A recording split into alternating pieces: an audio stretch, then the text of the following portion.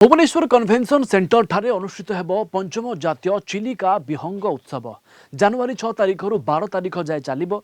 ए विहंग उत्सव चिलिकार सौंदर्य जैव विविधता सुरक्षा एवं गोष्ठी परिचालित संरक्षण रे गरिमामय ऐतिह्य को अधिक रुद्धिमंत करने निमंते यह एक प्रचेषा। प्रत्येक वर्ष शीत ऋतु में लक्षाधिक संख्यार पक्षी मानकर आगमन चिलिकार सौंदर्य को बहुगुणित करें।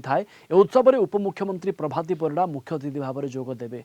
उद्घाटनी उत्सव में आंतर्जातिक ख्यातिसंपन्न पक्षी विशारद डॉक्टर असाद रहमानी, डॉक्टर सुरेश कुमार और आंतर्जातिक ख्यातिसंपन्न वन्यप्राणी फोटोग्राफर धृतिमान मुखार्जी जोगदे वक्तव्य रखिए। उत्सव में क्विज या सहित चित्रकला पोस्टर प्रतियोगिता अनुष्ठित हेब। ओडिशा सरकार चिलिका विहंग महोत्सव आसंता 6 रु 12 तारिख मध्य अनुष्ठित जाऊँगी। ओडिशार प्राकृतिक ऐतिह्य एवं संरक्षण प्रतिबद्धता को पालन करी पंचम नेशनल चिलिका विहंग महोत्सव जनवरी 6 रु 12 तारिख मध्य अनुष्ठित होछि।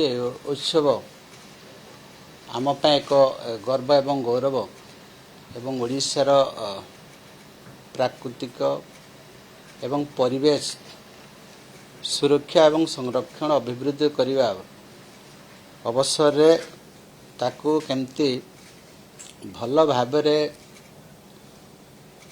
ताकू ए उत्सव को पालन करवा एरा राज्य सरकार मूल उद्देश्य।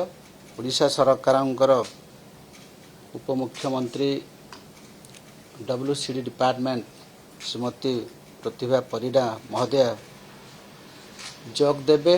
विभिन्न प्रकार स्कूल पिला मानक मध्य एथिरे शामिल करा जिवो।